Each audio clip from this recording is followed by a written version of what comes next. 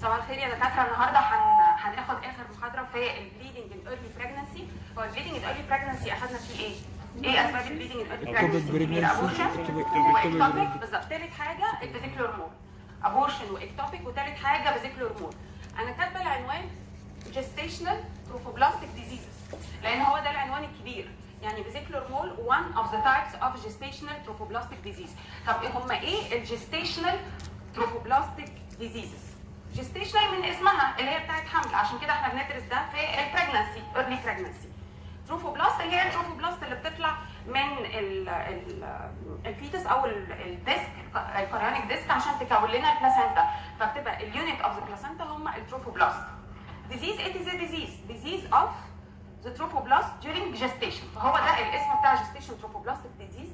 يعني هو disease of the trophoblast اللي هي بتبقى مكونه من فيلاي ده during pregnancy فعشان كده اسمها gestational trophoblastic disease. هل معنى كده انه الجستيشنال تروفوبلاستيك ديزيز ده مش كلهم فيزيكال هرمون؟ مش كلهم فيزيكال هرمون. ازاي؟ ممكن الجستيشنال تروفوبلاستيك ديزيز دي تبقى ديفرنشيتد. يعني ايه ديفرنشيتد؟ هو ايه الديفرنشيشن هنا؟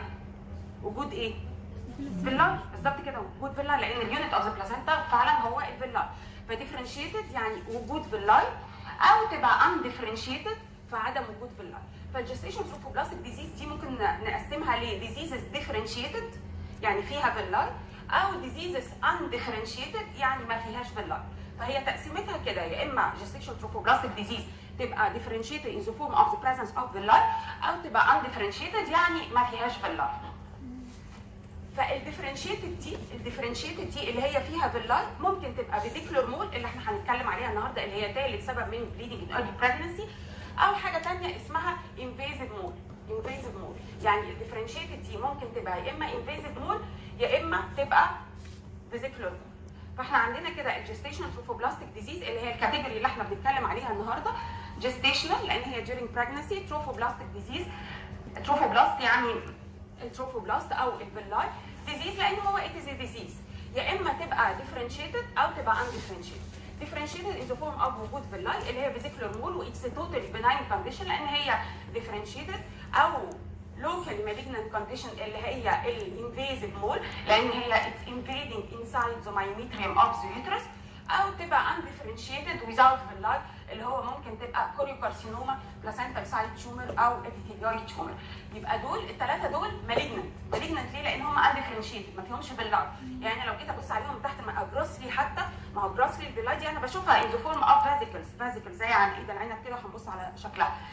او ان انا الاقي لا تيشوز بس ما فيهاش اي فيلاي ولا اي حاجه، فدي تبقى المالجننت فورم اوف الجستيشن تروفوبلاستيك ديزيز. ايوه، يعني بنقول عليها malignant form of gestational trophoblastic disease، لا بنقول عليها gestational trophoblastic tumors.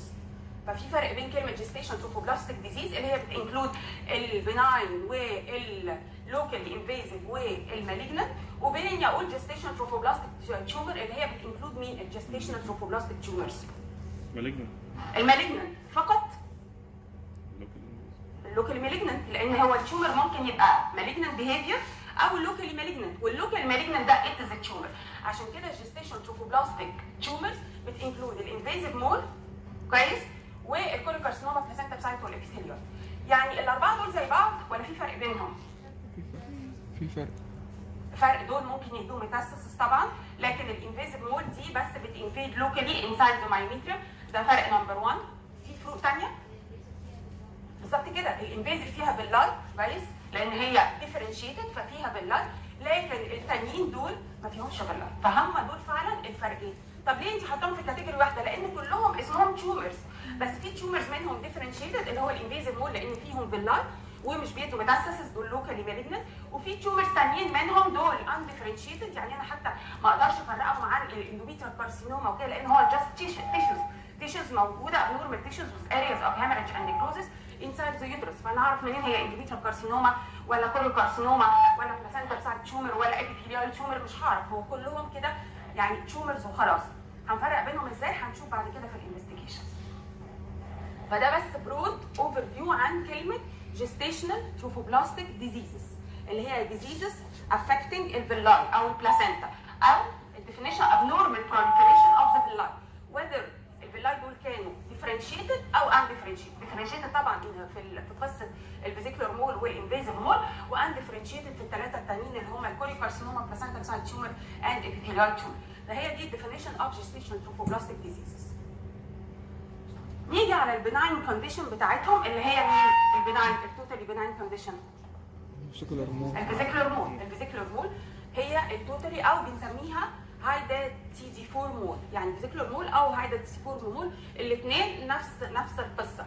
فالفيزيكولار مول هي ثالث سبب من البليدنج ان ايرلي بريجنسي.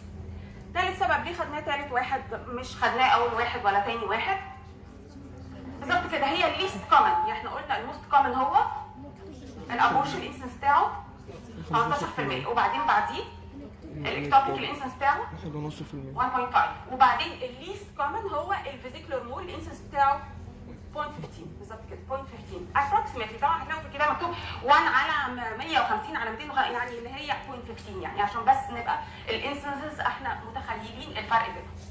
فده بالنسبه للفيزيكولار مول كديفينيشن اللي هي abnormal proliferation of the villi while keeping the differentiated form بتاعتها. يعني ممكن اشوف الفيلاي او ابص عليها كمان تحت الميكروسكوب. ده الديفينيشن. طب الانسنس 0.15%.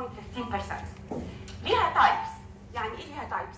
يعني ممكن تبقى كومبليت مول، يعني اليوترس ده ما فيهوش غير فيلاي، البيبي ما اتكونش اصلا، ما فيش فيتس، لان احنا المفروض في فيتس وبعدين في فيلاي اللي هي هتكون البلاسنتا. لا، ده انا البيبي ما اتكونش اصلا. هو مين اللي مسؤول عن تكوين البيبي؟ ال 23 اكس بتوع الام ولا الاكس او الواي بتوع الاب؟ مين اللي مسؤول عن تكوين البيبي؟ البيبي ده حاجه مهمه ولا مش مهمه؟ انهي اهم؟ يعني ريلاتيفلي طبعا الاثنين مهمين. انهي اهم، البيبي ولا الساك والبلاسنتا والكلام ده؟ ريلاتيفلي البيبي. مين اللي بيعمل حاجه الاهم؟ الام. فبالتالي اللي مسؤول عن تكوين البيبي هو ال 23 اكس بتوع الام. لكن هنا اللي حصل في الكومبليت مول ان هو الاوفم دي كانت انيوكليتد ابنورمال اوفم، ان هي ما فيهاش نيوكليس زي ما في ابنورماليتيز في السبيرمز، في ابنورماليتيز في الاوفم برضه. وقلنا ان هو ايرلي لو حصل فيه كروموزوم انومالي في السبيرم ده او الاوسايت دي بيحصل ابورشن على طول. طب افرض ان الاوسايت دي كان الابنورماليتي اللي فيها ان هي ما فيهاش نيوكليس، ما فيهاش 23 اكس، هيحصل ايه؟ هيحصل لها فيرتيلايزيشن بايه؟ السبيرم برضه 23 اكس او 23 واي، ويحصل دوبليكيشن. خلاص؟ فتبقى اللي هو كان السبيرم ده هو 23 اكس، هتبقى دوبليكيشن 46 اكس اكس. الاوريجن بتاع ال 46 اكس اكس دول مين؟ ماتيرنال ولا ماتيرنال ولا نصهم كده ونصهم كده؟ مين بيقول ان هم نصهم كده ونصهم كده؟ مين بيقول ان هم نصهم كده ونصهم كده؟ طيب هل هم نصهم كده ونصهم كده؟ هو الاوفم كان فيها ايه؟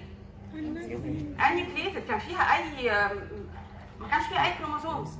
طب امال ايه اللي حصل؟ اللي حصل ان في سبيرم دخل جوه. دي مهمه الحته دي لان تتسالوا فيها.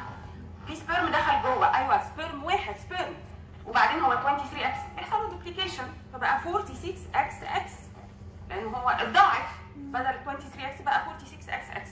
ايه الاوريجن اوف ال 46 اكس اكس؟ هم الطبيعي ال 46 اكس اكس ده في النورمال انديفيدوال لو قلنا ده الجينوتايب بتاعه 46 اكس اكس يبقى قصدنا ايه؟ 23 اكس من الام، 23 اكس من الاب، يعني بتبقى فيميل ولا ميل؟ بتبقى فيميل. طيب لو قلنا ان هو ده، هل هي دي هتبقى فيميل 46 اكس اكس دي؟ لا امال 2 اكس دول جايين من الاب اساسا، فبالتالي ايه اللي هيتكون؟ هيتكون عندي فيتس؟ لا، هيتكون عندي بلاسنتا بس اللي هو فيلاي بس اللي هي فيزيكولار مول بس. نبص على المنظر بتاع الفيزيكولار مول. ده المنظر يا دكاتره. فازيكلز حتى بيسموه بالعربي الحمل العنقودي، زي عناقيد عنب كده، زي جريت لايك ستراكشرز. هم كده فعلا بيبقى اليوترس فاضي ما فيهوش غير القصه دي، وما فيش خالص فيتال تيشو، ما فيش فيتال تيشو لانه متكون كله من بلاسنتا او متكون كله من فيلاي ديفرنشيتد، فعشان كده اسمها فيزيكولار مول، وهي كلها فازيكلز. خلي بالكم ده بيترتب عليه انه اولا الساك ما بتبقاش متكونه، الامنيوتيك ساك، فبالتالي الريت اوف انفكشن هيبقى اقل ولا اكتر؟ هيبقى اكتر، لانه هو اللي بيحمي البيبي والانفكشن وكده وجود الامنيوتيك ساك. هنا الامنيوتيك ساك مش بيبقى متكون، هو كل اللي اتكون عندنا عباره عن فيلاي او فازيكلز ديفرنشيتد لان دي بناين كونديشن الفيزيكولار مول. فهو كل اللي اتكون عندنا هو باللاي. هتلاقي اليوترس حجمه اكبر شويه، وهتلاقيه دوي ان سنسيشن يعني زي العجينه او سوفتر عن البريجننت يوترس العادي، لان البريجننت يوترس العادي برضه سوفت، لكن ده مور سوفت لان مفيش فيه التيشو ومفيش الميه اللي هو الامنيوتيك ساك اللي بتدينا زي البالونه، فتدي شويه سوفت بس فيرمر شويه عن ده، لان ده ولا فيه الساك اللي هي الميه اللي زي البالونه ولا في اي حاجه غير ان هو بس مجرد فيه باللاي. فهيبقى اليوترس اكستريملي سوفت فيري سوفت زي العجينه دوي ان سنسيشن. فهو ده اللي ترتب على ان الاوفم دي كانت نيوكلييتد ما فيهاش نيوكليس. طب ده كومبليت مول ولا بارشال مول المنظر ده؟ يعني اليوترس مليان كله بالبلاي ولا في حاجه ثانيه غير البلاي؟ ده كومبليت مول، ده المنظر بتاع الكومبليت مول. ايه ده؟ هو ممكن تبقى بارشال مول يعني يبقى فيه بلاي وفي كمان بيبي؟ ممكن. امتى؟ لو كانت الاوفم دي مش نيوكلييتد كان فيها نيوكليس. طبعا هو ده يبقى عادي بقى 23 اكس عادي. لا بس دخلها 2 سبيرمز بدل سبيرم واحد، يعني دخلها 2 سبيرم، فبقى الجينوتايب هنا ايه؟ دخلها 2 سبيرمز 2 اكس، يبقى هنا الجينوتايب ايه؟ انا عندي 23 اكس من النيوكليس بتاع الاوسايت العاديه خالص، بس كانت فيرتلايز ب 2 سبيرمز ات ذا سيم تايم. بالظبط كده 69 اكس اكس اكس. لو كان واحد سبيرم اكس والثاني واي هتبقى 69 اكس اكس واي. يعني لو كانت 2 سبيرمز واي 69 اكس واي واي. خلاص؟ فهتبقى هنا مش كلها باللاي، هيبقى فيها باللاي اكتر لان الكونتريبيوشن بتاع الباترنال اكتر، لكن ستيل في فيتس لان في الام كان في نيوكليس. فهينتج عنها حاجه اسمها بارشال مول، يعني وجود الفاسيكلز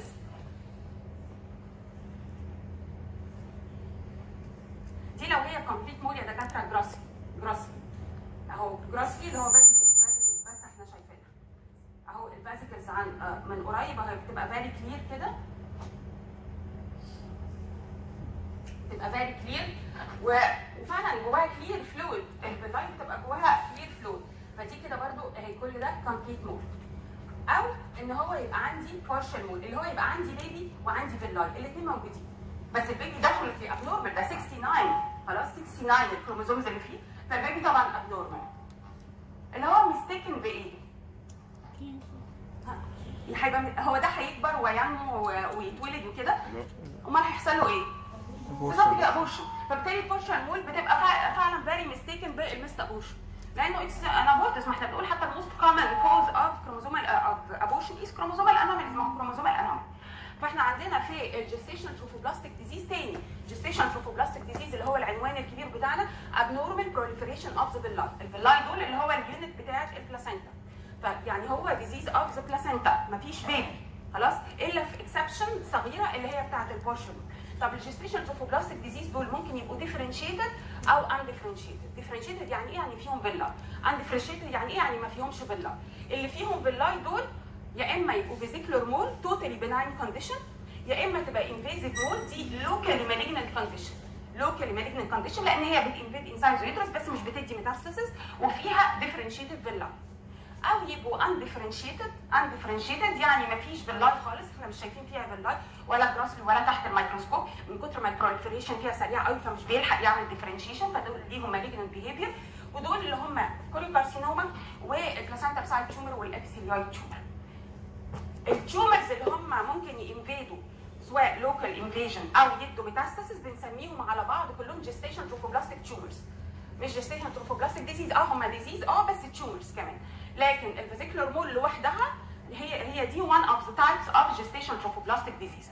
نتكلم على الفيزيكولار مول لوحدها، دي the third common cause of bleeding in early pregnancy، لان هي ده pregnancy، ما هو في باللاي يعني في بيتا اكس جي بوزيتيف، يعني في pregnancy test positive، فit's a form of pregnancy، يعني فعلا ست حامل، بس حامل في ايه؟ حامل في بلاسينتا بس ما فيهاش بيبي خلاص. فده بالنسبه للتايبس بتاعتنا، يا اما تبقى كومبليت مول اللي هي كلها اوف باترنال اوريجين.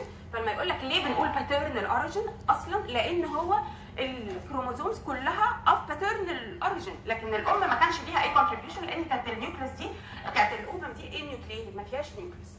فدي الكومبليت مول، ودي المور كومن ان احنا بنشوفها كويس، اللي هي انيوكليتد اوفم فيرتلايزد باي 1 or 2 سبيرمز، يا اما كانت بارشال مول اللي هي اوفم فيها نيوكليس او نورمال اوفم لكن fertilized simultaneously at the same time by 2 sperms.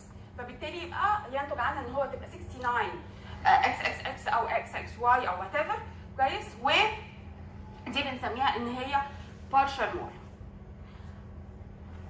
ده بالنسبه للتايبس بتاعتنا سواء الكومبليت مول او البارشال مول. طيب الباثولوجي بتاعنا جروسلي بلاقي في اليوترس زي ما شفنا كده اليوترس هيبقى لارجر ان سايز وهيبقى سوفتر ان كونسيستنسي ولارجر ان سايز، وهيبقى كله فيلد ويز فيلاي، هيبقى كله فيلاي زي ما شفنا في الصوره.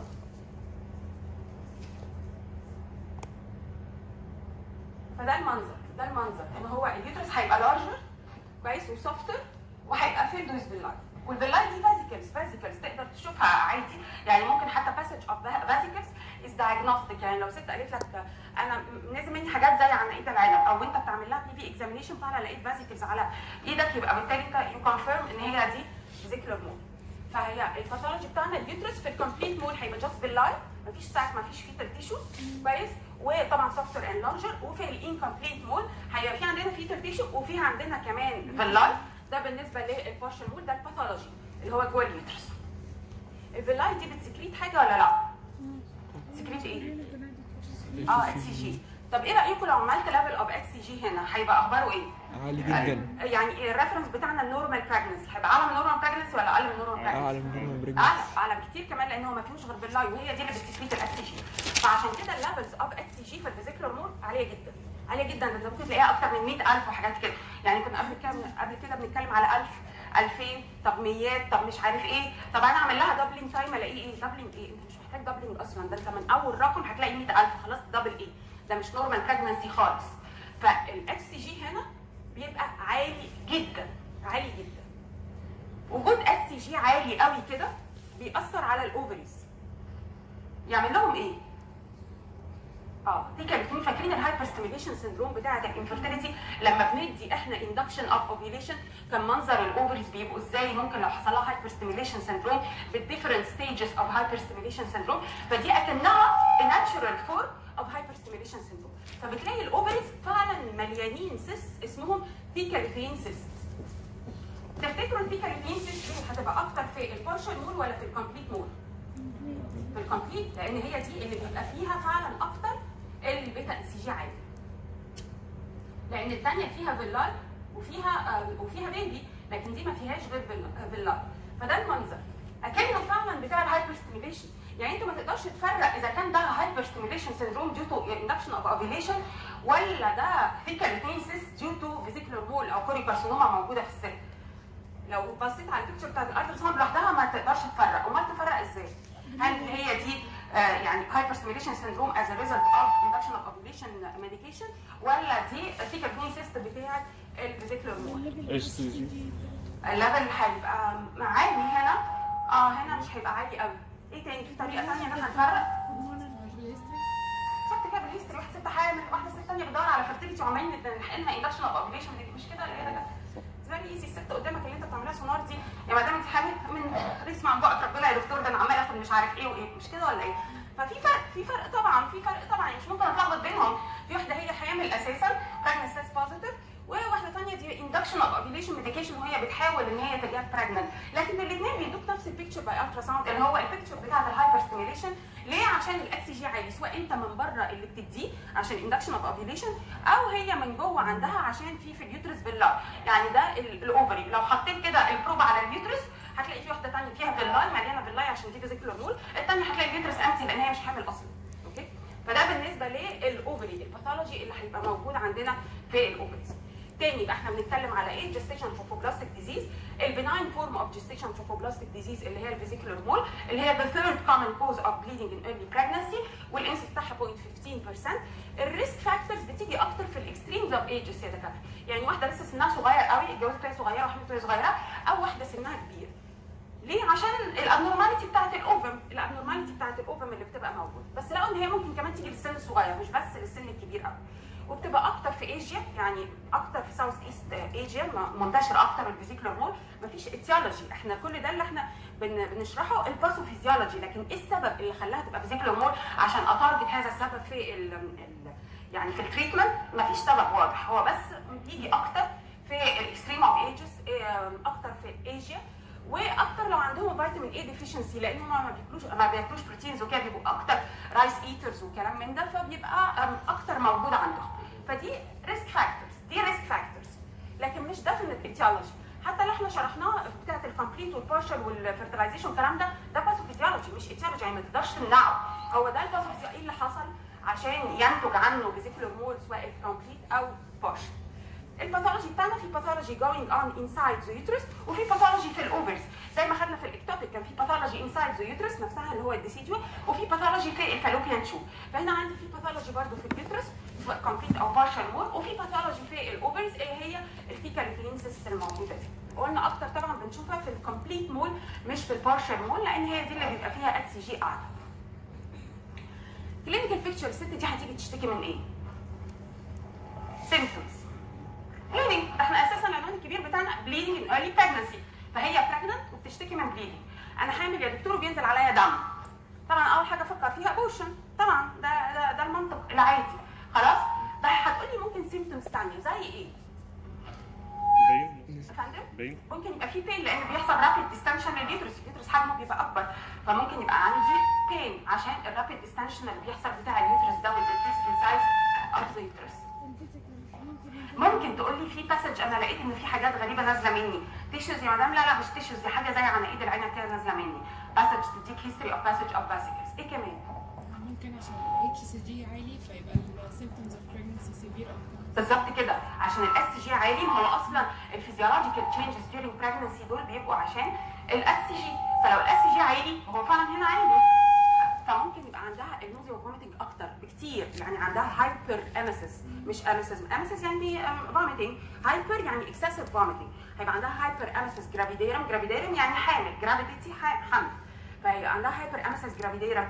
برضه الاس جي بيأكت زي تي اس اتش لان هما بايوكيميكال رياكشن زي بعض، فممكن يبقى عندها تي اس اتش لايك مانيفستيشنز، يعني تي اس اتش مش عالي لكن عندها تي اس اتش لايك مانيفستيشن او ثايروتوكسيك لايك مانيفستيشنز عشان وجود الاكس جي العالي.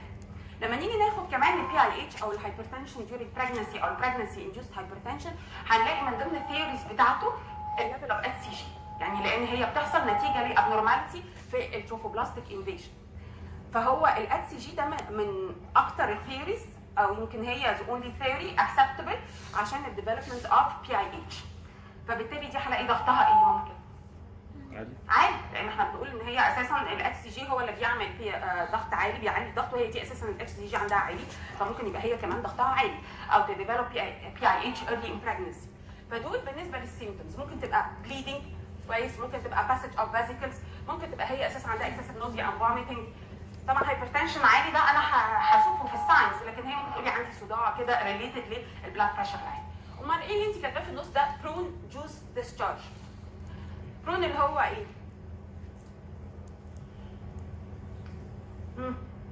ايوه البرونز، ايوه اللي هي عارفين القراصيه طيب بتاعت رمضان دي كويس. فالبرونز دي يا دكاتره يعني اللون، انا مهم عندي بس اللون اللي هو مدي على بني ده. فالميه بتاعت الفازيكلز دي لو معاها بقت تنجد ببلاد لان في سيباريشن اوف ذا فازيكلز، فهيديك اللون لانه فلويد كتير قوي مع شويه بلاد ستريكس، فممكن يدي اللون بتاع بني شويه كويس. لكن اتس جوسي، لكن مش ثيك، مش كونسيستنت زي البلاد. الكونسيستنت بتاعته فلويد لان هو اتس فلويد، لكن من وجود سيباريتد فيلاي، فاي سيباريشن من الوول بتاع اليوترس او من الديسيديو بيعمل لنا شويه دم بينزل، فهي اكشولي بلاد تنجد فلويد اللي هو بيديك البرون جوس ديسشارج. خلاص برون جوس ديسشارج. ليه قلنا عليه برون مثلا؟ ليه ما اخترناش حاجه من اللي احنا عارفينها اكتر؟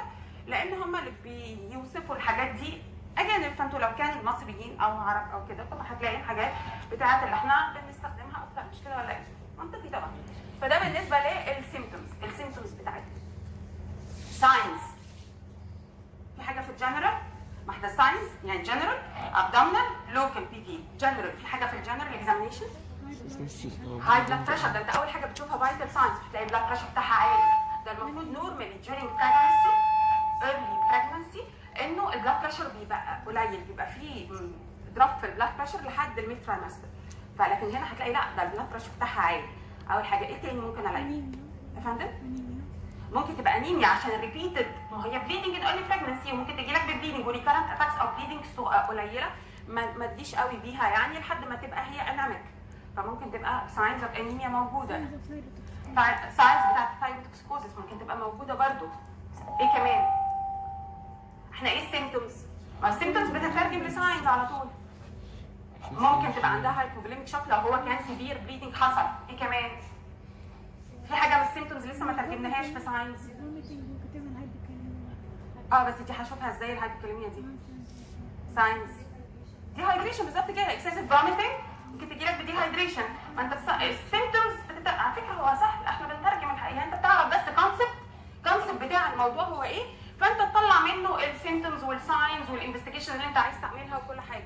خلاص. فالجنرال السيمتومز الساينز سوري جنرال ممكن تلاقي هاي بلاد بريشر، طبعا ممكن تلاقي دي هايدريشن نتيجه لسيفير فوميتنج، ممكن تلاقي ساينز اوف ثايروتوكسيكوزيس نتيجه للاكس سي جي لايك اكشن، ممكن تبقى شوك من لو حصل لها اتاك اوف سيفير بليدنج، ممكن تبقى انيميك عشان ريكارنت اتاكس اوف سمول اماونت اوف بليدنج فتبقى كومبنسيتد فتيجي انيميا بدل ما تجيلك بشوك اكيوت هامرج ولا كرونيك هامرج. اكيوت هامرج شوك، كرونيك هامرج يبقى انيميا.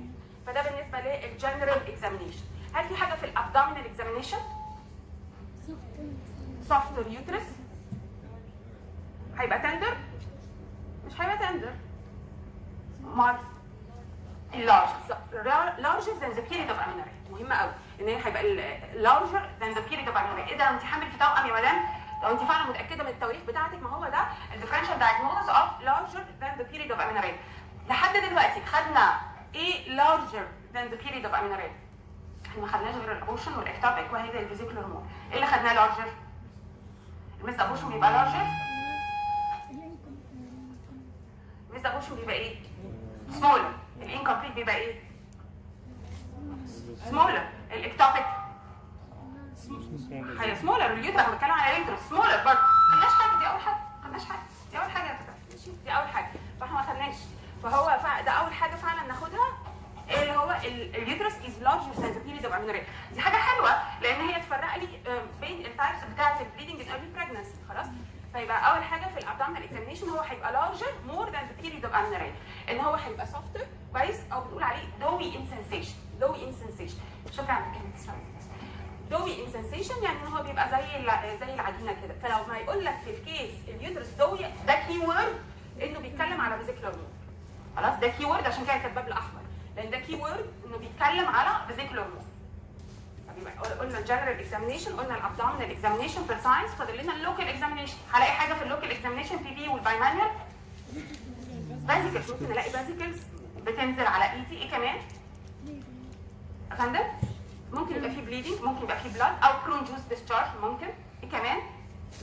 السايز، ما انا بشوف السايز وبشوف الادنكسا. السايز هيبقى larger than the period of amenorrhea وسوفتر طبعا ودوي والكلام ده. هل في حاجه في الادنكسا؟ هلاقي فولنس او سيست على الناحيتين كمان بايلاترال، على عكس مثلا الاكتوبيك ان هو بيبقى يونيلاترال فولنس وهيبقى فيه جامبينج ساين، لكن هي مش ولا جامبينج ولا حاجه، ده هو ثيكال سيست، ما يعني مش هيبقى فيه سيفير بين ولا جاردنج ولا كلام من ده.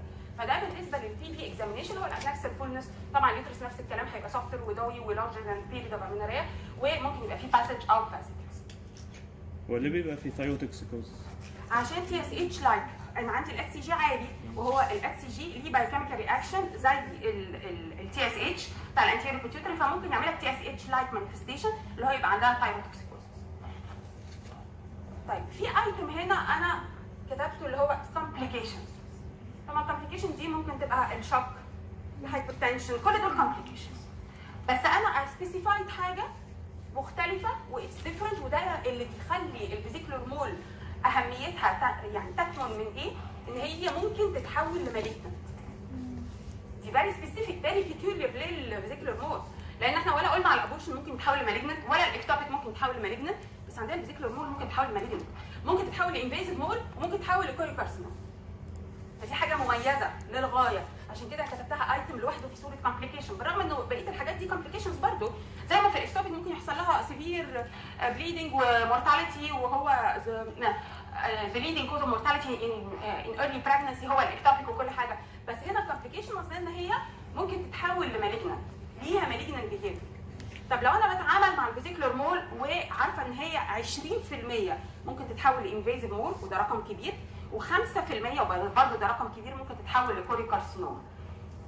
طب يعني المعلومه دي تخليني احتاج اعمل ايه؟ افندم؟ مانجمنت بسرعه. وبعدين هل كوني ان انا عملت لها مانجمنت ده هيخلي انه فول اب بالظبط كده فولو اب. الوحيده اللي محتاجه فولو اب من البليدنج ان ايرلي بريجنسي هي الفيزيكال هرمون. ليه محتاجه فولو اب؟ لان هي الوحيده اللي ممكن تتحول لمالجنت، سواء كانت لوبيا مالجنت او مالجنت ميتاستاسايز. فبالتالي عشان كده في ايتم مهمه قوي في التريتمنت هنا اسمه فولو اب. في الاكتوبيك وفي البتاع التاني ده في الابورشن ما كانش فيه فولو اب، كانت العيانه فل يا مدام روحت. الاكتوبيك برضه نفس القصه، الا لو كنت مدي ميثوتريكسيت بتتابع بس بالاكس سي جي لحد ما يبقى نيجاتيف وفل يا مدام روحت. لكن هنا لا، ده انت بعد ما يبقى نيجاتيف بتتابع سنه. انت متخيل؟ ده فولو اب بقى، ده سنه بعد ما يبقى نيجاتيف بيتا اكس سي جي. فليه حاطين الفولو اب ده وبيريد اوف فولو اب لونج بيريد اوف فولو اب اللي هي سنه كامله لونج بيريد اوف فولو اب كده، عشان ليها انسنت تو تيرم مالجنت. وذر المالجنت ده كان انفيزيف مول لوكال مالجنت اللي هو 20% من الحالات تتحول لانفيزيف مول، او 5% من الحالات ممكن ان هي تتحول لكوريكارسينوما اللي هي مالجنت بمالجنت بيه. في سؤال لحد هنا؟ يبقى كده لا مهم في التريتمنت ابقى حاطه في بالي طالما ان هي ممكن تتحول لانفيزيف مول او كوريكارسينوما ان لازم اعمل لها بيريد اوف فولو اب عشان اتاكد ان هي ما تحولتش، عشان لو اتحولت تجي لنا تريتمنت تاني خالص وهتبقى قصه ثانيه. طيب ايه الانفستيجيشنز اللي تحب تعملها للعيانه عشان تكونفيرم انها فيزيكولار مول؟ لو انت شكيت تقول لك في بليدنج بتاع لارج ذان بيريد اوف امينوريا مش عارف ايه اللي هو بالكلينيكال سيمبتومز اند ساينز، هتعوز تعمل انفستيجيشن تو كونفيرم يور دايجنوزس. هتعمل ايه؟ اتش اس جي سي بي سي ده بكونفيرم الدايجنوزس؟ لا لا كونفيرم. لكن كونفيرم ماي دايجنوز خلي بالكم انتوا في اهداف بتبقى من الانفستيجيشن. اول حاجه تكونفيرم الدايجنوزس، تاني حاجه تو ديتكت كومبليكيشنز، لان انت عايز الاول تكونفيرم يور دايجنوزس ان هي فعلا فيزيكولار مول مش اكتوبيك او ابورشن، وبعد حاجه تو ديتكت كومبليكيشنز اللي انت عارفها ممكن تبقى كومبليكيشن بتاعه الفيزيكولار مول دي. فاول حاجه تو كونفيرم ماي دايجنوزس ايه؟ الترا ساوند اند اتش سي جي زي ما انتوا قلتوا كده بالظبط. الترا ساوند اشوف ان هو كلها فازيكلز ما فيهاش بيبي بس لو هي كومبليت مول، والسي جي ان انا الاقي رايزنج او يعني فيري هاي ليفلز اوف اتش سي جي. طب بالالترا ساوند تبان شكلها ايه؟ اولا هشوف بالالترا ساوند السيكالوتينسيس دي هتبان. طيب ايه تاني يبان بالالترا ساوند؟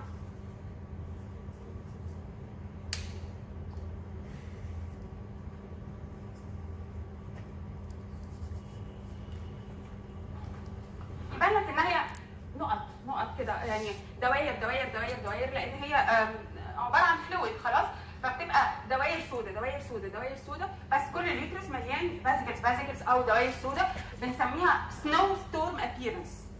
عمرنا ما شفنا عاصفه ثلجيه في مصر لان اللي برضه وصفوها مش مصريين، فهي سنو ستورم ابييرنس. فوانس ان هو قال لك الترا ساوند بيكتشر شوينج في الكيس سنو ستورم ابييرنس، خلاص انت دايجنوستيك فور فيزيكولار مول. انت بالك برضه بالاحمر انت دايجنوستيك فور فيزيكولار مول. لو قال لك الترا ساوند بيكتشر شوينج سنو ستورم ابييرنس ده دايجنوستيك انه بيتكلم على فيزيكولار مول. طبعا ممكن تلاقي جنبيها فيكال سيست بتبقى موجوده في 60% من الحالات، مش في كل الحالات بس يعني فيكال سيست ممكن تبقى موجوده، لكن طبعا الباثوجنومونيك هي السنو ستورم ابييرنس باي الترا ساوند. يبقى انا بكونفيرم ماي دايجنوزس ازاي؟ ان انا اعمل اس جي هلاقيه عالي جدا من الاول خالص ومش محتاج دبلنج اساسا، واعمل الترا ساوند الاقي سنو ستورم ابييرنس، يبقى كده اي كونفيرمد ان انا ايم ديلينج مع فيزيكولار مول.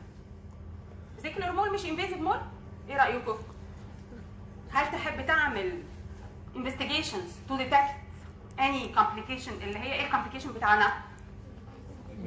اللي هو تحول يا اما انفيزيف مول يا اما كوريكارسينوما. طب ايه الانفستيجيشنز اللي انت تحب تعملها عشان تو ديتكت كومبليكيشنز؟ بايوبسي؟ ايه رايكم؟ هو بايوبسي يعني انت كده يعني بايوبسي هاخدها ازاي؟ ما لازم نفكر. هاخدها ان انا هعمل دايلاتيشن اند كوريكت لواحده منهم. لا طب ما هي مش ما هو فيها فيلار. طب ايه اللي قال لي هي انفيزيف مول ولا فيزيكولار مول؟ ما هو الفرق ان هي فيها انفيجن. طب اخد بايوبسي من الوول بتاع اليوترس. عايزين تعملوا كده؟ طبعا مش منطقي اطلاقا. طب ازاي ممكن اشوف ان في انفيجن من غير البايوبسي؟ ها؟ هتعملوا معايا صوتكم. الشوجر ماركر اللي هو بتاعنا هو الاتش سي جي اللي هو بلاقيه عالي، لكن هنا مش هيزيد اكتر في الفيزيكولار مول. الكوريكارسينوما طبعا هيبقى عالي قوي فسسبيشس اكتر. بس ايه رايكم هو احنا بنقول الانفيزيف مول بيحصل لها انفيجن جوه المايميترم، طب ده انا ممكن اشوفه ولا مش ممكن اشوفه؟ MRI ممكن طبعا MRI يوريني اذا كان في انفيجن، ممكن الترا ساوند اند دوبلر اشوف الفاسكولاريتي انسايد ذا مايميتريم اخبارها ايه، فالاقي ان هو فيها انفيجن او في تيشو ابنورماليتيز. فده بالنسبه لنا. وممكن اعمل كمان تشست اكس راي وكده، ما هو ميتاستاسايزنج، ما انا شاكه هي كوريو كارسينوما ولا انفيزيف مول ولا فيزيكولار مول. لو لقيت ان هو MRI بتاعنا نورمال ما فيهوش حاجه، ما فيش انفيجن لليوترس، تشست اكس راي زي الفل ما فيهاش حاجه، خلاص يبقى غالبا ايم ديلينج مع فيزيكولار مول. هل لازم افرق قبل المانجمنت؟ طبعا، لان المانجمنت بتاع الفيزيكولار مول غير المانجمنت بتاع الانفيزيف مول غير المانجمنت بتاع الكوريو كارسينوما، فلازم ان انا افرق. طب ما انت بتتكلمي على فيزيكولار مول، ايوه ايش عرفني ان هي ما اتحولتش، ما كانتش من ال 20% اللي اتحولوا اوريدي لانفيزيف مول او كوريو كارسينوما. عشان كده في الانفستيجيشنز غير ان انا بكونفيرم مع دايجنوستس باي اكس سي جي اند الترا ساوند، انفستيجيشن تو ديتكت ميتاستاسيس او سبريد، لازم تعمل انفستيجيشنز دي. يعني في ايتم زياده ان انا غير اكونفيرم مع دايجنوستس في الابورشن وفي الاكتوبيك كان بس تكونفيرم الدايجنوستس لان ما كانش فيه ميتاستاتيك بيهيفير.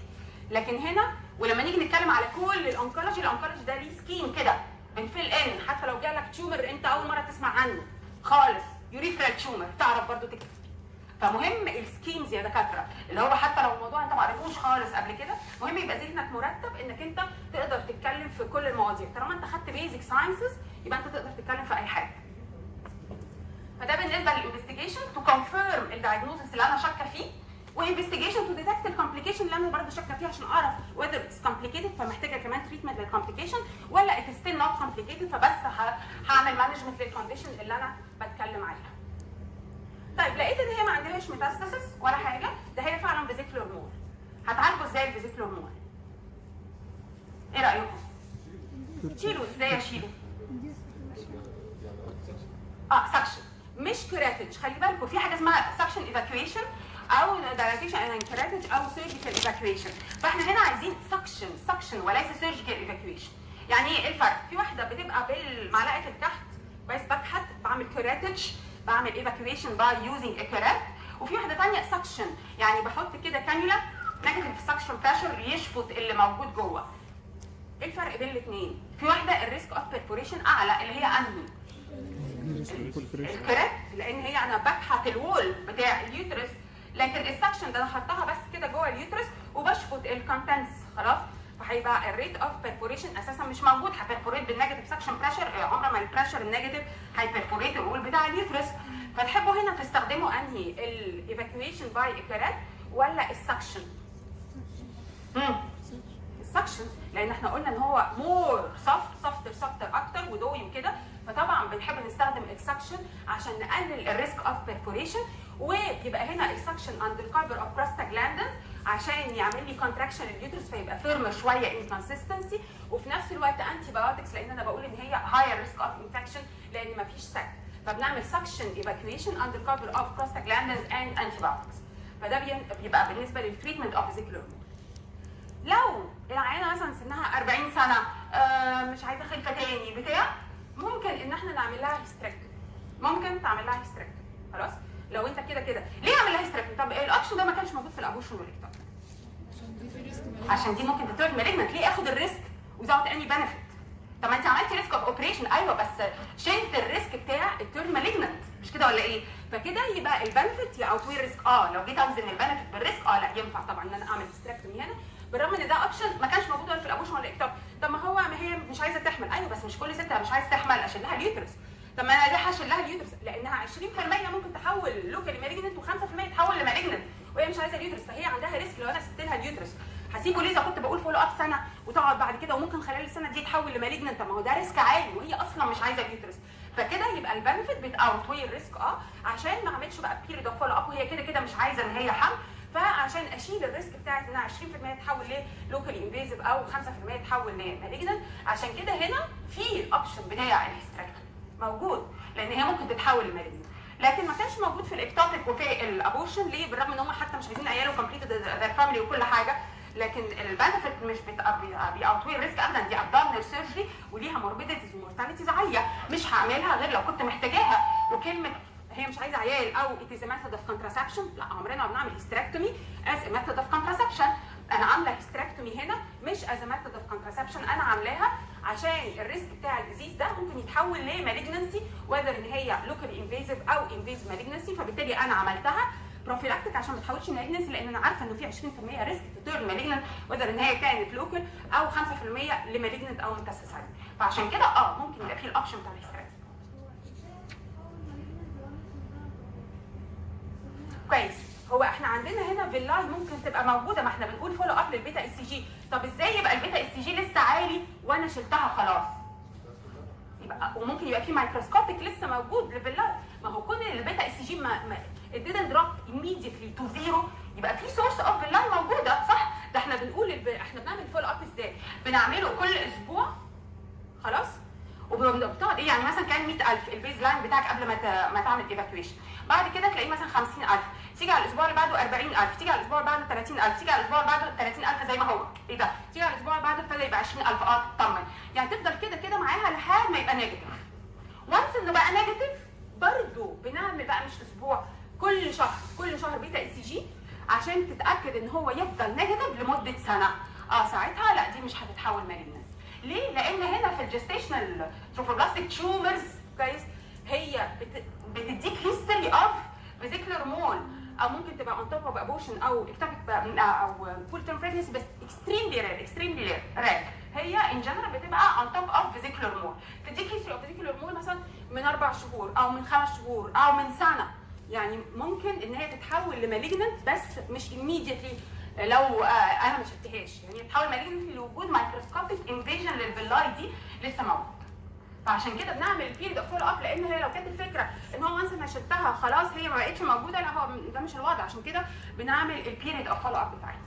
يبقى احنا الاوبشنز اوف تريتمنت بتاعتنا ممكن تبقى سكشن ايفاكويشن، وده اللي بنعمله لمعظم الستات، الا لو كانت هي سنها كبيره ومش عايزه فيرتيليتي فبنجو فور هيستراكتومي. ليه؟ عشان ما اعملش الفولو اب. ايه هو الفولو اب بتاعنا؟ زي ما كنت لسه بقول ان هو كل اسبوع بتعمل لها بيتا اس سي جي لحد ما التيرن نيجاتيف، وهي تبقى عارفه بتجيلك على طول عشان توريك الليفل بتاع الاس سي جي. كل الهدف ان هو تلاقي الاس سي جي عمال يقل. لو لقيت الاس سي جي بتاعك فضل بلاتو يعني ثابت او ابتدى يرايز، يبقى ساعتها انا بتكلم ده هي دي من ال 20% او من ال 5%. يبقى انت بتفولو اب البيتا اس سي جي ليه؟ عشان تطمن ان هو عمال يقل. طول ما هو بيقل انت في الامان، مفيش مشكله. دي كانت فيزيكولار مول وفعلا ايفاكيويتد، وهو البيتا اس سي جي بياخد وقت لحد ما يريتيرن باك تو نورمال. طيب امال افرض ان هو لقيت نفسك اسبوع اسبوعين 3 اسابيع هو بلاتو زي ما هو نفس الليفل، لا على طول تشك ان احنا بقينا يا اما انفيزيف مول يا اما كوريو كارسينوما. طبعا لو لقيته بيرايز يبقى على طول بتشك انك انت بقيت انفيزيف مول او كوريو كارسينوما. فالهدف من الفولو اب ان هو ديتكت ويكلي بيتا اس سي جي حاضر، ويكلي بيتا اس سي جي till it becomes negative. once it's negative بتعمله مانثلي كل شهر لمده قد ايه؟ لمده سنه. هي دي البيريد اوف فولو اب.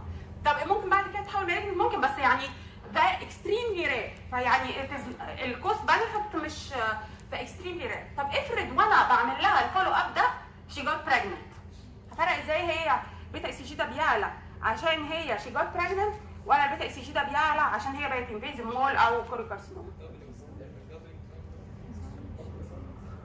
الترا ساوند ما بيبينش على طول، لازم يبقى في عيل جوه، وممكن يبقى كمان العيل ده وهي كمان بتحول. انت ايش عرفك؟ لا المالجنت ده عالي قوي. ما هي اصلا عالي قوي، وحتى مش هتفولفيل الرول بتاعه الدبلنج لان هو الليفلز هنا عاليه قوي اصلا. فاهمه؟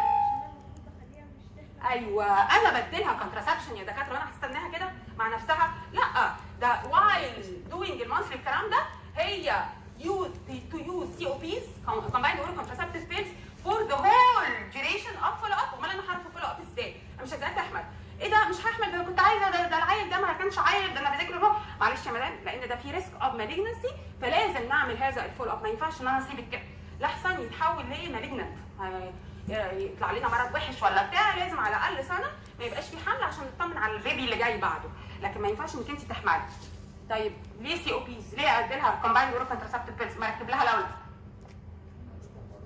ايه رايكم؟ ما انا المهم عندي ميثود اوف كونتراسبشن، ليه مش اي دي؟ عشان ايه؟ هي ايه مشكله اليوترس هنا؟ انا عملت له سيرجري كويس. طب ما انا بقى في السي اس انا عامله سيرجري. اليوترس هنا ايه؟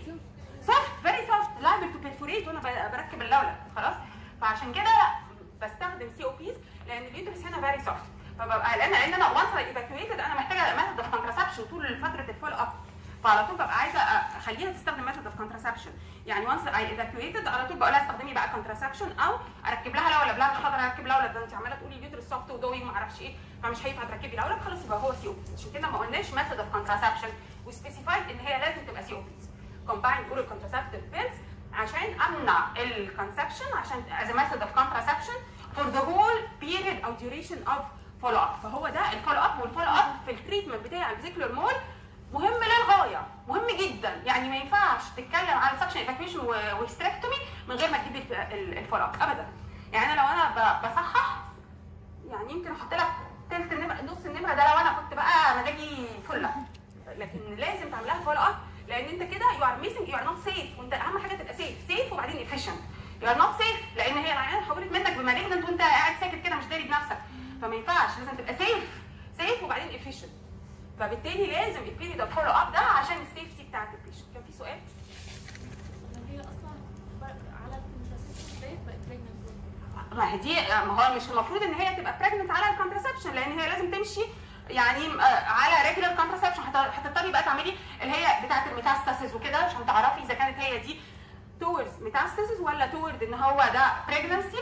واصلا كمان يبقى كده هيبقى عندها هاير ريسك لان انا بقيت عندي بيتا اس جي تاني وبقى يعني ما ينفعش. فعشان كده اتس فيري امبورتنت واحنا بنعمل كونسلنج للبيشنت ان هو نفهمها اهميه انها تمشي على ميثود اوف كونتراسبشن فور 1 ويك. في سؤال تاني في الفيزيكال مول؟ وليه ما ينفعش اعمل لها ميديكال ابورشن؟ ليه لازم ادخلها سيرجري على طول؟ طيب ميديكال ابورشن ده انا هديها اللي هو ايه؟ بروستاجلاندينز. طيب هل هتنزل كلها ولا لا؟ اولا اليوترس هنا كبير اكبر من البيريد اوف امينوريا، فالكونتراكشنز دي انت بتقلق ان هو ممكن يحصل لها امبوليزم او حاجه. احنا امتى بنبقى عايزين الميديكال ابورشن؟ امتى بنبقى حريصين على الميديكال ابورشن يا دكاتره؟ لما يكون امتى؟ في انهي كيسز؟ يا فندم علي صوتك. في الباشن مول ليه طيب؟ ماله البيبي؟ في بونز بالظبط كده. انا ما عنديش الريسك ده صح ولا لا؟ لكن انت السكشن ايفاكويشن ده او الايفاكويشن سيرجيكال ايفاكويشن مش بيكاري ريسك اوف انكمبليت لان انت بتنزل كله. لكن في الميديكال ابورشن احنا قلنا في ريسك اوف فيلير الميديكال ابورشن او يبقى انكمبليت فتضطر تخش تتحكم. انا ما عنديش البونز فبالتالي ليه اجو فور ميديكال؟ انا على طول اجو فور سيرجيكال لان ما عنديش البونز اصلا اللي هي كانت بتخليني. يعني لما كنا بنتكلم في الابورشن قبل 12 اسبوع سكشن ايفاكويشن، بعد 12 اسبوع هو اللي بندي ميديكال. ليه؟ عشان البونز. انا ما عنديش البونز اصلا فبالتالي ما عنديش هذا الريسك. يعني لو هطبق الرول بتاعه الابورشن قبل 12 اسبوع سكشن ايفاكويشن، بعد 12 اسبوع برضه سكشن ايفاكويشن، ما هو ما فيش بونز، مفيش عادي.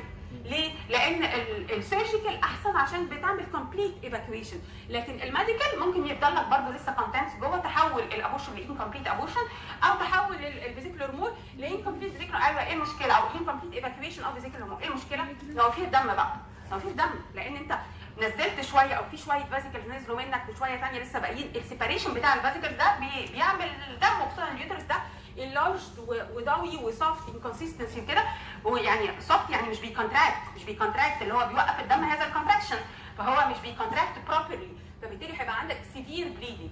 عشان كده قصه ان انا اعمل لها ميديكال ابورشن لا، اتس نوت وايز لانه السيرجري هتخليني اعمل كومبليت ايفاكيويشن ايميديتلي، وانا محتاجه اعمل كومبليت ايفاكيويشن عشان اقدر اعمل الفولو اب بتاعي. ما اقدرش ان انا استنى فور لونج ديوريشن. بلس لو حصل لها بارشل ايفاكيويشن وهي اساسا هيبقى بارشل ايفاكيويشن طب اللي هيخلي كل الفاسكت دي تنزل كلها مره واحده.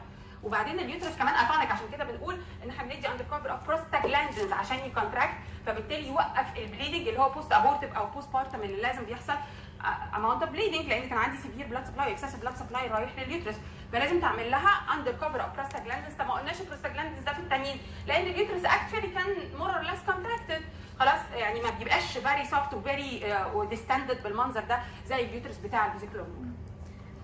افرض هي كانت ما ينفعش تاخد اورال كونتراسبتيف، يعني هي هتضطري بقى، يعني هي لو ما ينفعهاش، هي عندها كونترا انديكيشن تو تاك الكومباين اورال كونتراسبتيف، هنضطر نستخدم وسيله اخرى لمنع الحمل، بس هي لازم تبقى ماشيه على كونتراسبشن.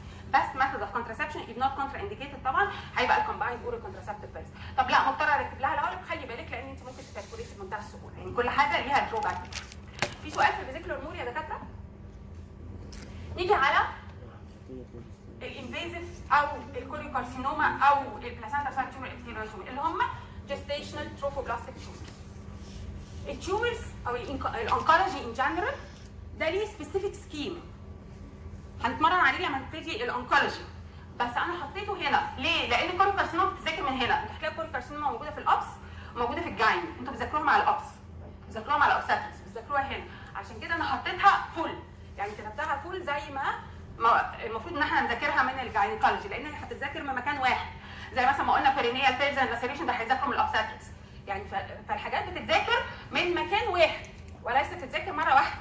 يعني انت لما تيجي عند البيرينيال لاسيريشن ايه ده؟ دي جاينيكولوجي بس انا بذاكرها من الاوبستاتريكس، تيجي عند الاوبستاتريكس ايه ده؟ دي بس لا، انت هي جاينيكولوجي بس انت هتفتح الاوبستاتريكس تقراها مني.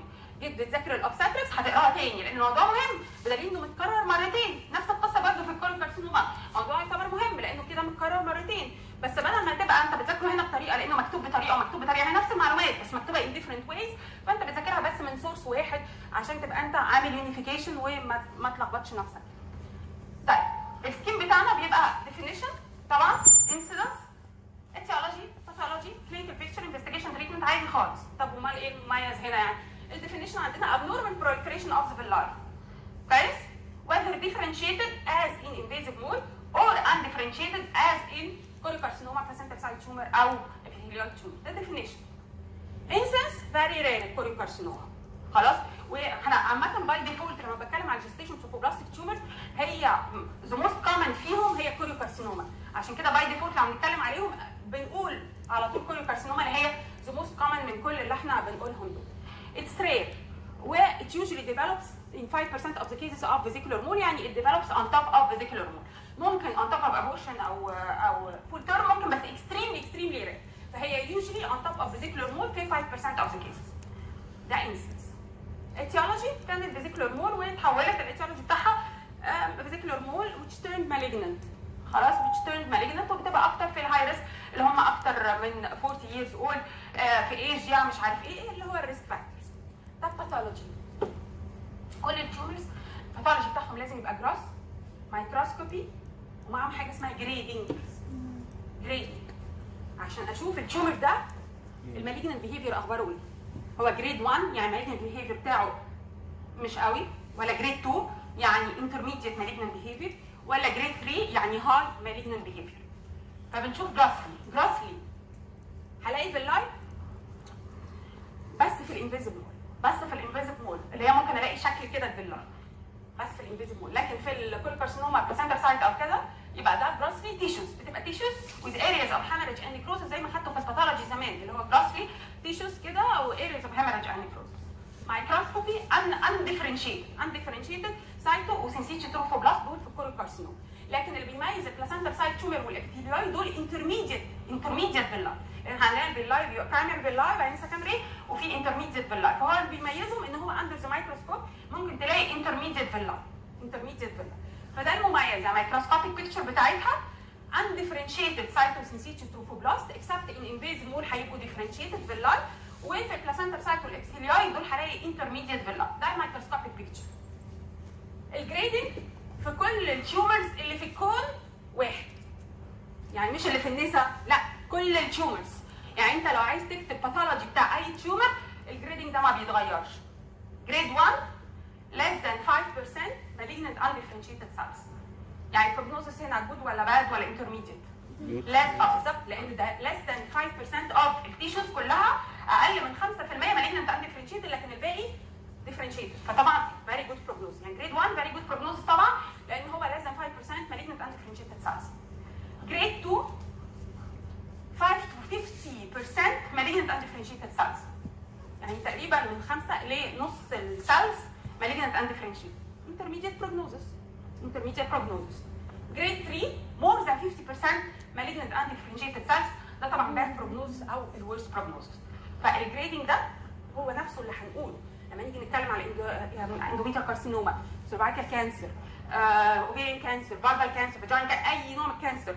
في الجراحه اتكلمتوا على مش عارف ايه اي انواع كانسر، ستومك ما اعرفش ايه كده، هو الجريدنج ما بيتغيرش. جريد 1 less than 5% malignant undifferentiated يعني good prognosis. grade 2 5 to 50% malignant undifferentiated يعني intermediate prognosis. grade 3 more than 50% malignant undifferentiated يعني poor prognosis.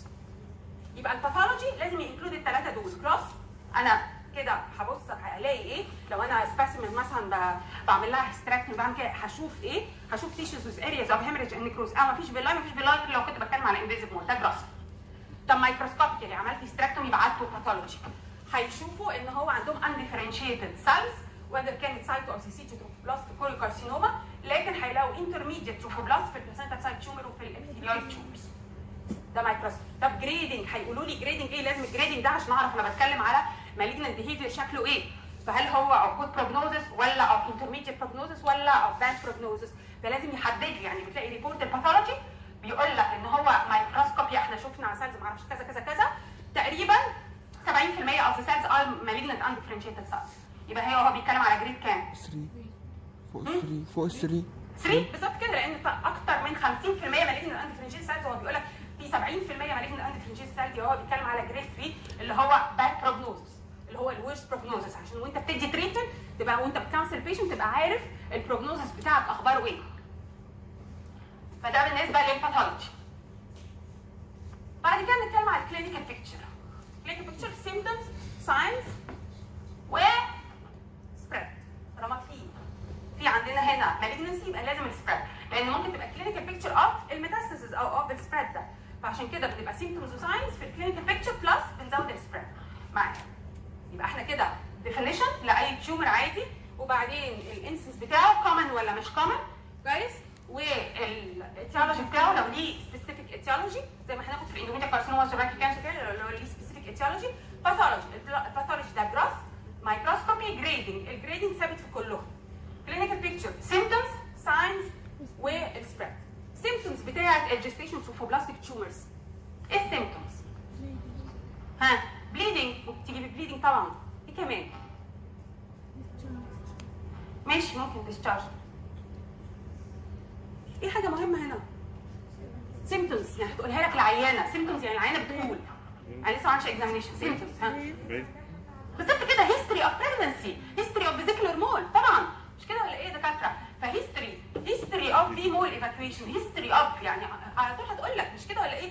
فعيانتك هتقول لك انا كان عندي حمل عنقودي وعملت له سكشن ايفاكويشن، انا كان عندي فول تيرم بريجنسي من سنه. هتستبعد طبعا ان هو تبقى هتفكر ان هو طبعا بريجنسي جديد، الا لو كانت هي عامله فولو اب مثلا وابتدى الاس دي جي بتاعها يبتدي رايز او يبقى بلاتو او كده، فهتديك هيستوري اوف الايفنت ده بلس البليدنج. وممكن طبعا تديك سيمبتومز اوف ميتاستاسيس، تقول لك انا بكح دم بتاع بقى مصيبه يعني ممكن تدي سيمبتومز اوف ميتاستاسيس. ماشي. ساينز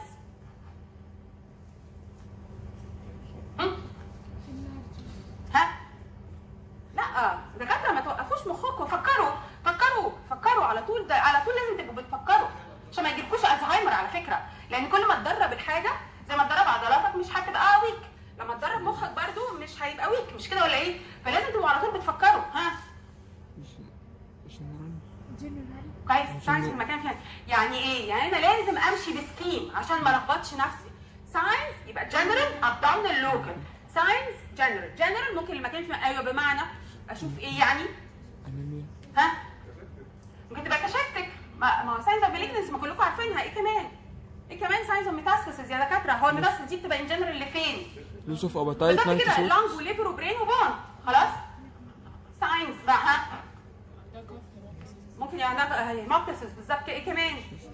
جوندس بالظبط كده. ها بلورنج فيجن بالظبط كده. يعني اي ساينز اوف ميتاستاسيس كل حاجه هتقولها صح، مش ممكن تبقى غلط، ما انت بتفكر صح، فمش ممكن الساينز اللي انت هتقولها او تدور عليها غلط، فبالتالي هتدور على ساينز اوف ميتاستاسيس طبعا. كويس. ده جنرال ابدومينال. هتشوف الابدومين لارج ولا لا. ممكن يبقى في اسايتس لو في ليفر ميتاستاسيس، فطبعا هتعمل ابدومينال اكزامينيشن سواء اليوترس نفسه او ساينز اوف ميتاستاسيس. كويس. بي في اكزامينيشن مهمه ولا مش مهمه؟ اكيد طبعا احنا بنتكلم لسه، اكيد في بي في لازم بنعمل ايه؟ طيب بي في ممكن تلاقي ايه في البي في اكزامينيشن واحنا بنتكلم عن جستيشن تروفوبلاستيك تيومرز؟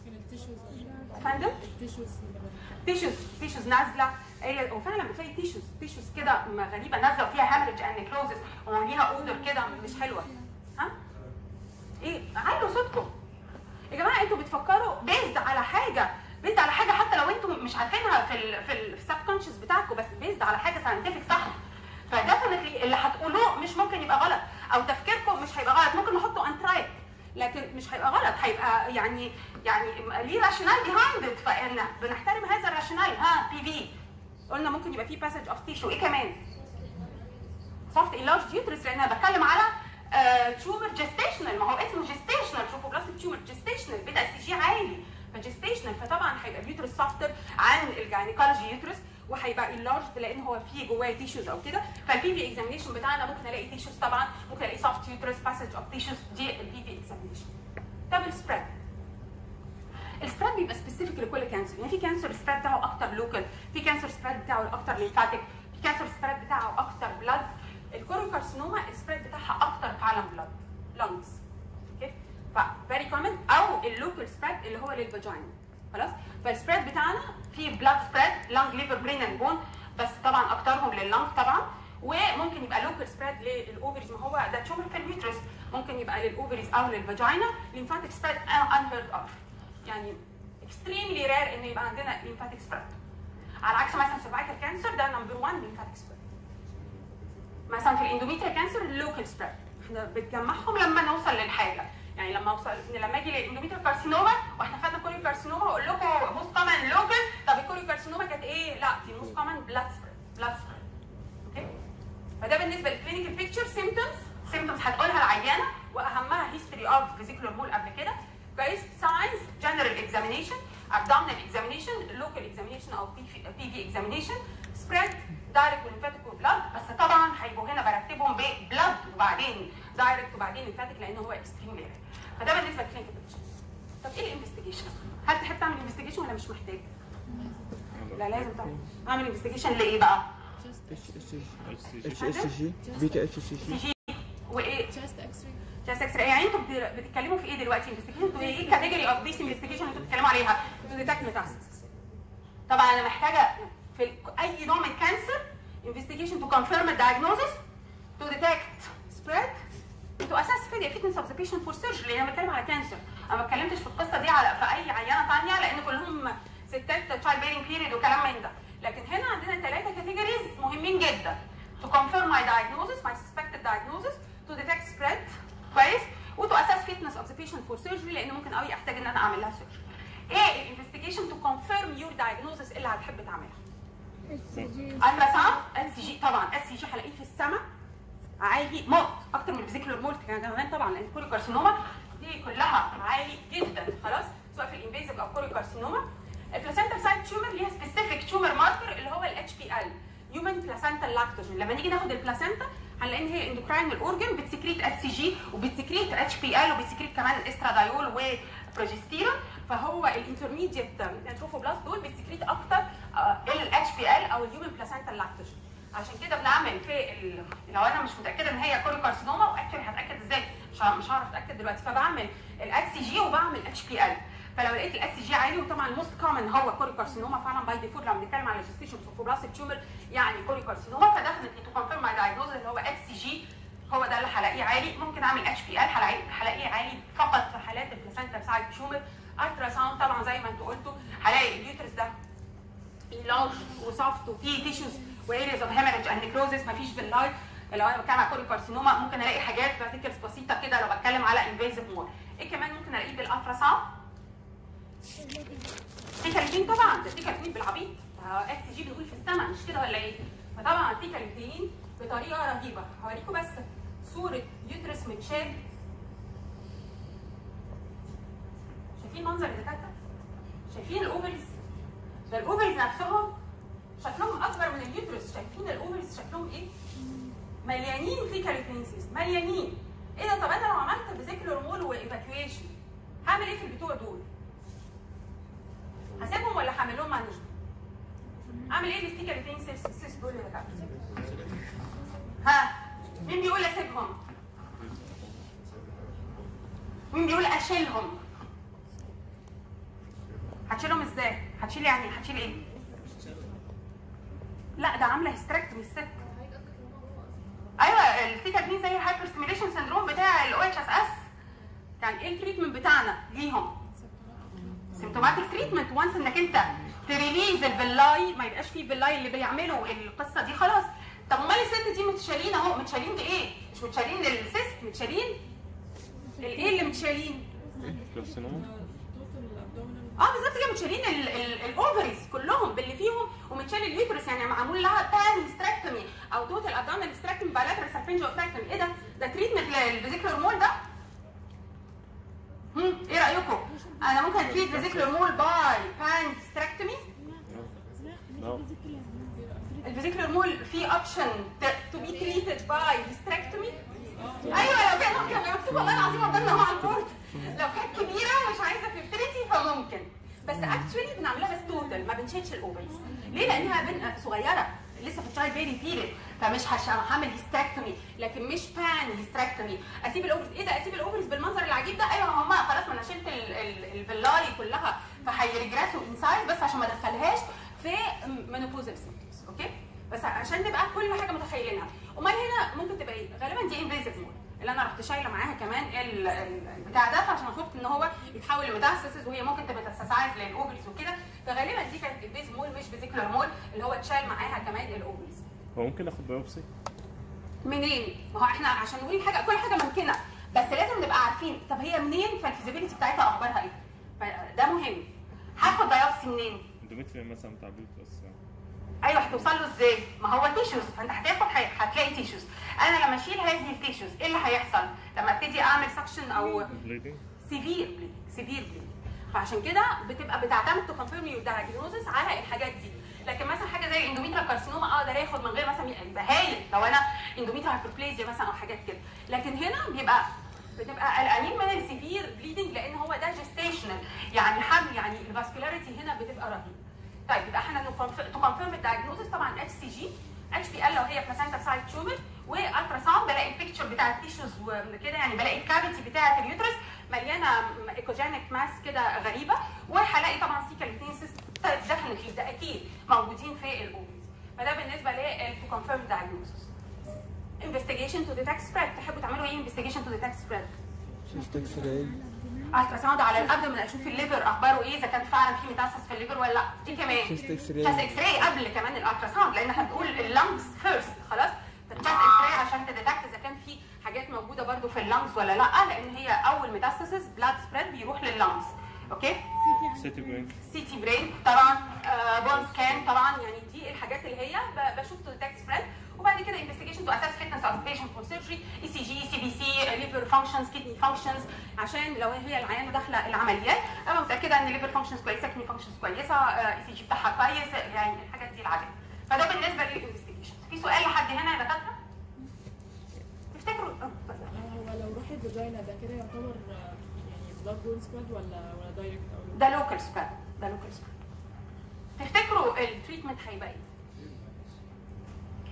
بان هيستراكتومي ممكن كيموثيرابي. على فكره الاكثر اللي احنا بنعمله هو الكيموثيرابي، طالما بقدر ان انا ادي حاجه من غير ما اعمل سيرجري خلاص، لان هي very responsive to chemotherapy، extremely responsive to chemotherapy. انهي كيموثيرابي اللي هتدوه؟ ميثوتريكسيت، لان هو ده ديفايدنج باللايف، وهو اجانست اساسا الديفايدنج باللايف، فطبعا ميثوتريكسيت. كل الحالات هديها سنجل ايجنت كيموثيرابي اللي هو ميثوتريكسيت؟ لا، اكيد في فرق بين الواحده ميتاستاسيس وواحده ما فيهاش ميتاستاسيس، اكيد في فرق، مش كده ولا ايه؟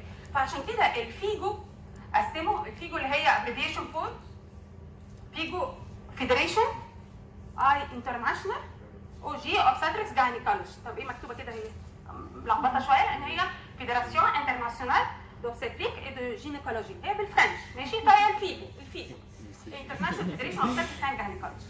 فالفيجو قسمت الجستيشن تروفوبلاستيك تيومرز للو ريسك وهاي ريسك. ايه الفكره من تقسيمهم؟ لان اللو ريسك بتديهم سنجل ايجنت كيموثيرابي، كفايه تديها ميثوتريكسيت لوحده. لكن الهاي ريسك لا، انت محتاج تدي كومبايند كيموثيرابي، ما ينفعش تدي ميثوتريكسيت لوحده، انت محتاج تدي كومبايند كيموثيرابي. فعشان كده مهم ان انا اقسمهم. مين اللو ريسك؟ اعرف مين اللو ريسك، دي اللي هتاخد بس سنجل ايجنت كيموثيرابي، ومين الهاي ريسك اللي انا مضطره اديها كومبايند كيموثيرابي. فهم كلهم جستيشن تروفوبلاستيك تيومرز، سواء الانفيزيف ولا كولوكارسينوما ولا مش عارف بلاسنتا سايت ولا كده، بس انا عايزه اقسمهم عشان اعرف مين هم اللو ريسك ريسك ومين الهاي ريسك؟ ديبندنج على ايه؟ ديبندنج على نمبر 1 الايدج، لو هي سنها صغير بتبقى لو ريسك، لو سنها كبير اكتر من 40 سنه بتبقى هاي ريسك. البريفيوس بريجنسي لو هو كان من قريب يعني اكسبكتنج ان يبقى فيه باللاي او كده قريب، يعني اقل من 4 شهور، ده لو ريسك. لكن لو هو بعيد هتيجي منين الباللاي دي؟ ده غالبا مالجنت بيهيفير عالي قوي، يبقى كده بقت هاي ريسك. يبقى لو هي اقل من 40 سنه دي لو ريسك، اكتر من 40 طبعا هاي. لو اقل من 4 شهور من البريفيوس بريجنسي يبقى ده لو ريسك، لو اكتر من كده يبقى هاي ريسك. لو البيتا اس جي قليل، اقل من كام؟ الفيرجن الجديد القديم كان 40,000 وكانت لطيفه كل 4، الفيرجن الجديد خلوه 100,000 وات ايفر، اقل من 100,000 كويس بتبقى لو ريسك، اكتر من 100,000 شوفوا قد ايه البيتا اس جي بيبقى عالي يا دكاتره. 100,000 انتوا متخيلين احنا بنتكلم في ايه؟ الوفات عاليه قوي. 100,000 اقل من 100,000 دي لو ريسك، اكتر من 100,000 دي هاي ريسك. لو كانت اخذت قبل كده كيموثيرابي تبقى هاي ريسك، لو ما خدتش قبل كده كيموثيرابي تبقى لو ريسك. ايه ده، هي ممكن تبقى اخذت قبل كده كيموثيرابي؟ لا، في السبيسيفيك بريجنسي اللي احنا الفيزيكال هرمون اللي احنا بنتكلم فيه. الفولو اب هنا احنا قلنا فولو اب، وقلنا عشان نطمن ان هو بيقل. طيب بيقل ما قلش بقى بلاتو او رايزنج، انا وقفت عند كلمه خلاص بقت انفيزيف او كولوكارسينوما ورحت ناقله على الجستيشن توفوبلاست. طب ما قلناش لو انفيزيف او كولوكارسينوما هنعمل ايه يعني؟ هتديها كيموثيرابي، خلاص اللي هو ايه؟ ميثوتريكسيت بس سنجل ايجنت. يعني الفيزيكال هرمون انا ليه ما اتكلمش عليه هنا؟ عشان لو شرحته هنا بتتخيلوا ان تريتمنت اوف فيزيكال هرمون از ميثوتريكسيت خالص. لا، ما بنديش ميثوتريكسيت في الفيزيكال هرمون، بنفولو اب بس.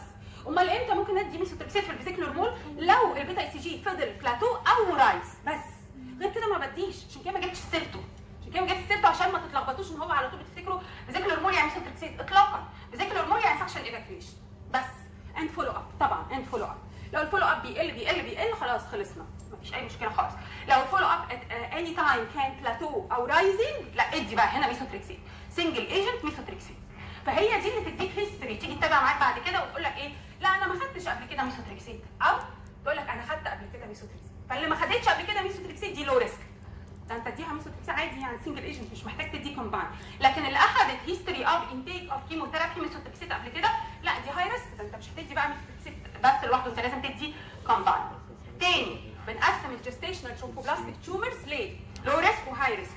مين اللو ريسك؟ اللي سنها صغيره اقل من 40 سنه، اللي كان البريجنسي لسه من قريب اقل من 4 شهور، البيتا اس جي بتاعها برده قليل يعني اقل من 100,000، وما خدتش قبل كده كيموثيرابي خالص في العلاج بتاعها. وطبعا ما عندهاش ميتاستاسيس، وانت عملت الانفستيجيشن ما لقيتش فيه ميتاستاسيس. لكن لو كان فيها ميتاستاسيس بالذات للبرين والليفر دي بتبقى هاي ريسك. لكن لو في ميتاستاسيس بس لللنج والفاجينا بنعتبرها برده لو ريسك. يعني ميتاستاسيس للبرين والليفر هو ده الهاي ريسك، لكن لللنج والفاجينا لان دول اللي بيحصلوا ايرلي خلاص فده يعتبر لو ريسك. فده الفرق، لازم افرق طبعا، لان واحده هتاخد سنجل ايجنت كيموثيرابي اللي هو ميثوتريكسيت، واحده ثانيه هتاخد كومباين كيموثيرابي اللي هو اشهر كومباين كيموثيرابي بيتاخد الايماتو. هتلاقوه مكتوب في الكينوت، مش مكتوب في التكست مكتوب في الكينوت، مكتوب في الكتاب برضه، بس في حاجه اسمها كينوت كده في الكتاب، فهو موجود في الكينوت لكن مش موجود في التكست. مين هو الايماتو؟ ايتوكوسايد E4 ايتوكوسايد، M ميثوتريكسيت، اكتينومايسين دي، سايكلوفوسفامايد اند اونكوفين.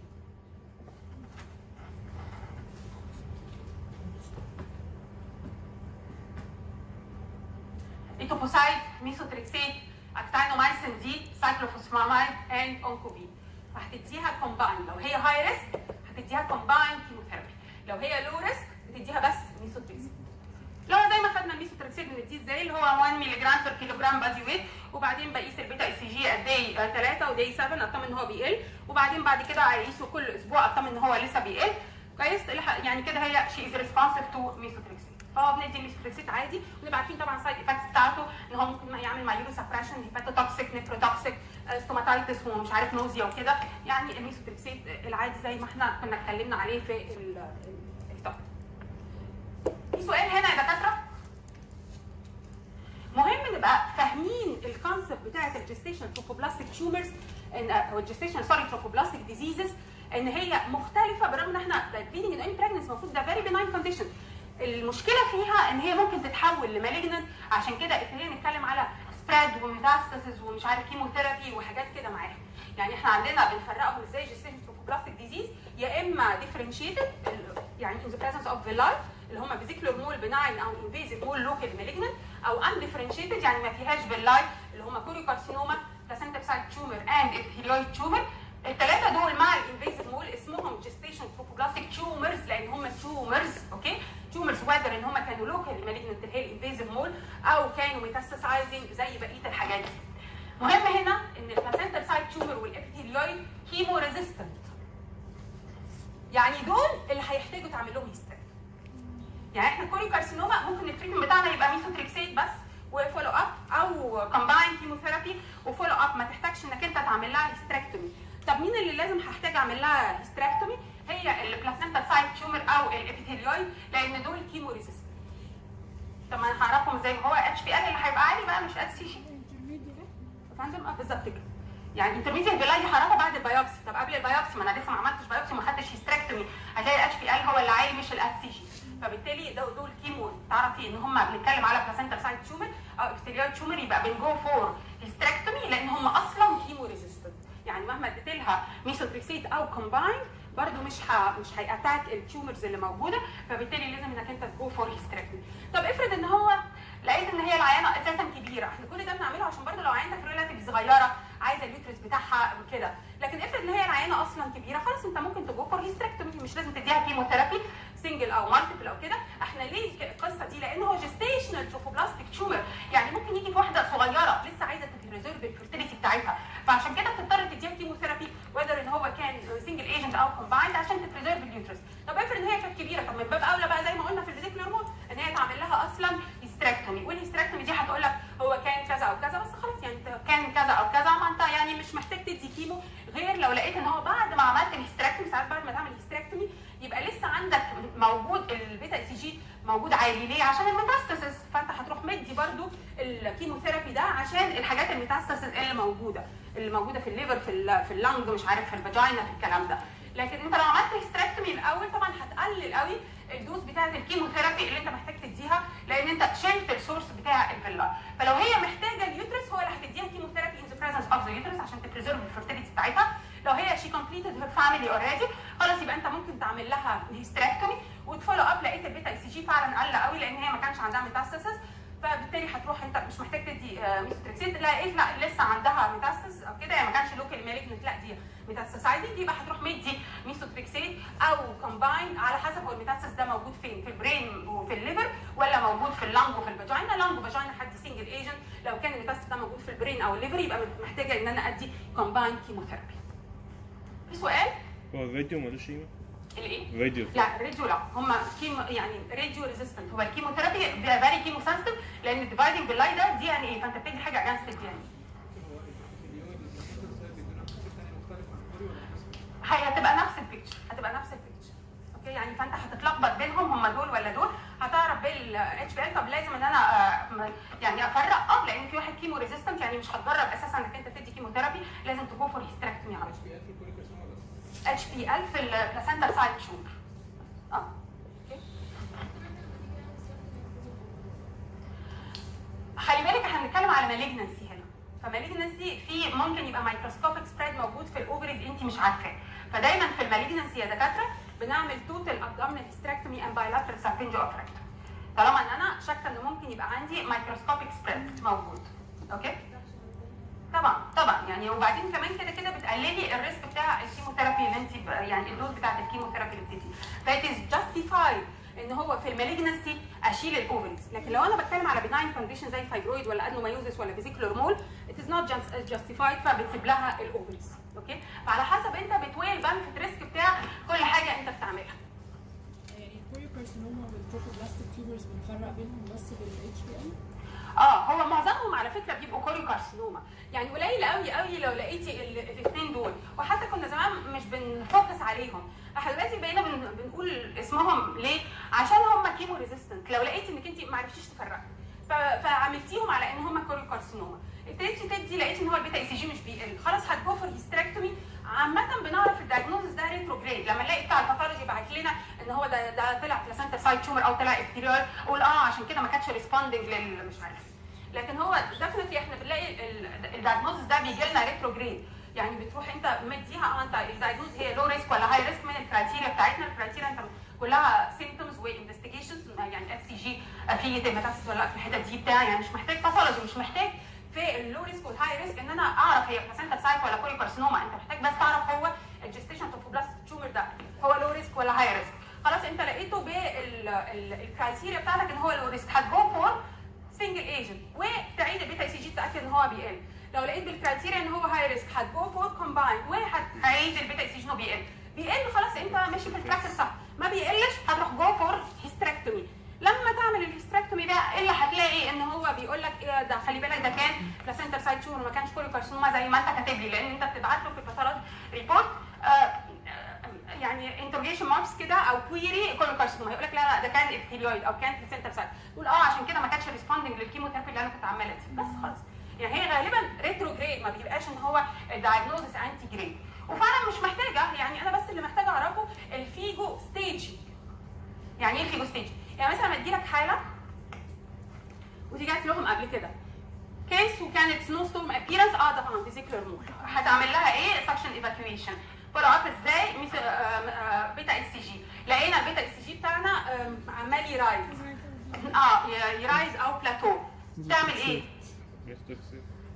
سنجل ايجنت ولا مالتيبل؟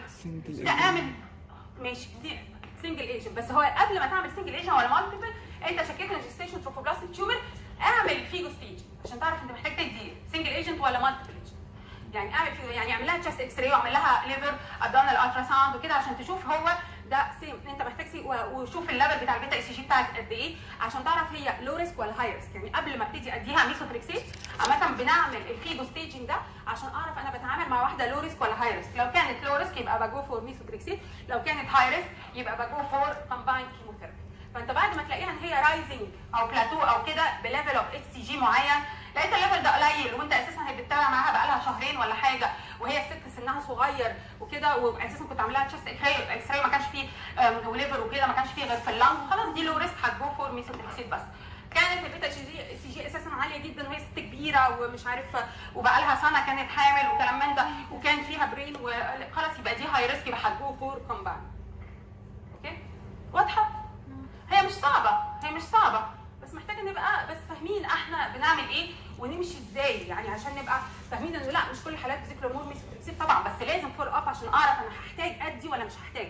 معظمهم مش بنحتاج ندي، بس لازم نبقى عارفين مين الست اللي هحتاج ادي لها ميثوتريكسيت، وهيبقى ميثوتريكسيت بس ولا كومبايند، ولو هي ريزيستنت كانت مش بيقل البيتا اس جي مع الميثوتريكسيت او مع الكومبايند، ساعتها هو اللي انت هتجو فور هيستريك. في سؤال؟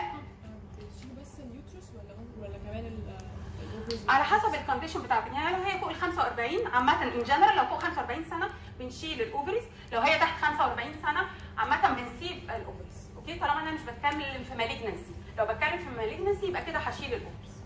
في سؤال يا دكاتره في الجستيشن تروفوبلاستيك ديزيز؟ طب يبقى كده خلصنا ثالث بليدنج ان ايرلي بريجنسي. المره الجايه ان شاء الله هنبتدي في النورمال ليبر. المره الجايه طبعا ربنا معاكم في امتحانات الاند راوند بتاعت البطنه والجراحه، ويوم السبت اجازه برضه عشان تذاكروا البليدنج ان ايرلي بريجنسي لو ما كنتوش ذاكرتوه. في امتحان البليدنج ان ايرلي بريجنسي هيبقى موجود ان شاء الله النهارده في المكتبه، مش عشان تحلوا النهارده لما تذاكر، اللي حلوا الاسبوع الجاي. مش هقابلكم الثلاث، هقابلكم الاربع اكسبشنالي لان الثلاث في ايفنت في القاعه، فهنتقابل اربع وخميس الاربع والخميس عشان نشرح نورمال ليبر وعلى المرتين دول ان شاء الله، وبعد كده بقى نبقى عادي سبت وثلاث وخميس زي ما احنا. ميرسي خالص، جود لك كده.